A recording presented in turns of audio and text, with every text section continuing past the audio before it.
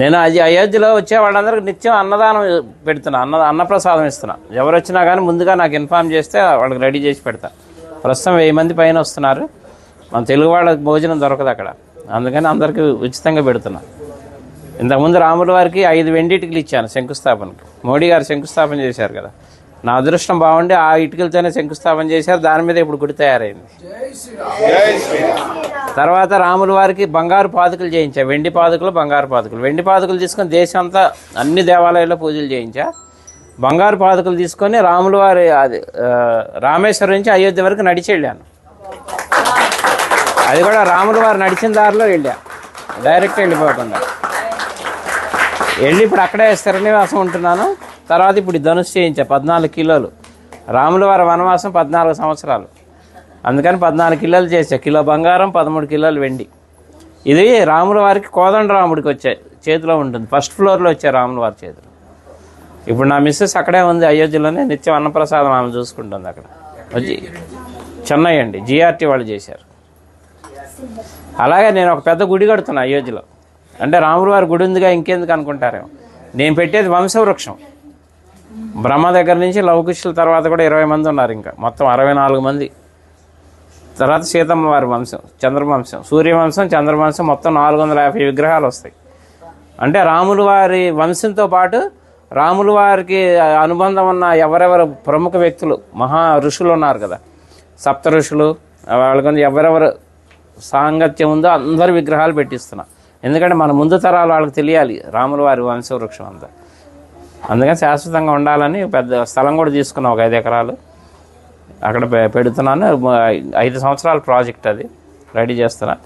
అలాగే ఇప్పుడు అయోధ్యలో అంటే మన తెలుగు వాళ్ళ తరఫున నేనేం పని చేసినా తెలుగు వాళ్ళ తరఫున చేస్తాను. అయోధ్యలో వాల్మీకి ఎయిర్పోర్టు, ఇక నేను వెళ్తూ వస్తూ పోతూ ఉంటాను కాబట్టి 2-3 సార్లు చూశాను, కానీ నాకు ఎందుకో లోటుగా అనిపించింది. అక్కడ ఒక విగ్రహం పెట్టిద్దామని గవర్నమెంట్ అప్రోచ్ అయితే పర్మిషన్ ఇచ్చారు, సెంట్రల్ గవర్నమెంట్.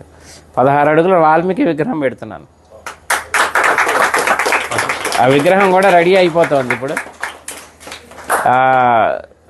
అది కూడా ఎవరన్నా సహకరించినా కానీ తీసుకుంటున్నా. ఎందుకంటే భక్తి నాకు ఒక్కడికే కావాలని కాదు, పుణ్యం అందులో అందరినీ భాగస్వాములు చేయాలి, ఎందుకంటే దైవ కార్యం. అందుకని ఎవరన్నా చేస్తే వీళ్ళున్న వాళ్ళు చేయొచ్చు. అనుగ్రహం మొదలుపెట్టాను, వర్క్ జరుగుతుంది ఫాస్ట్గానే. మార్చి ఏప్రిల్లో విగ్రహ ప్రతిష్టాపన అయోధ్యలో.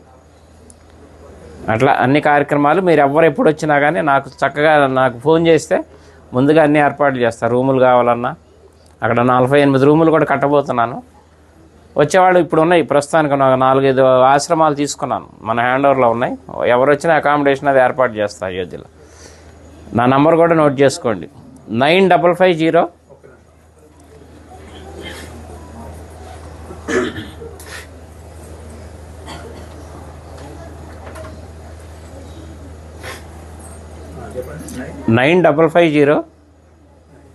754-389. చల్లా శ్రీనివాస్ శాస్త్రి అయోధ్య అని పెట్టుకోండి.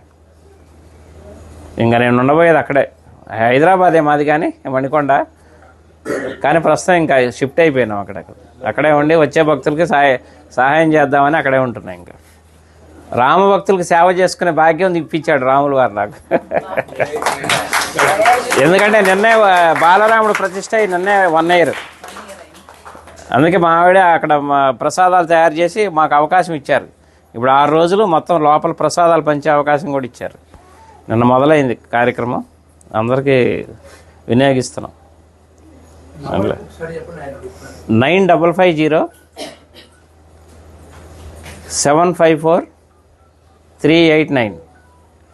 చల్లా శ్రీనివాస్ శాస్త్రి అయోధ్య. ఓకేనా? ఎవరు ఏ టైంలో చేసినా కానీ నేను అందుబాటులో ఉంటాను.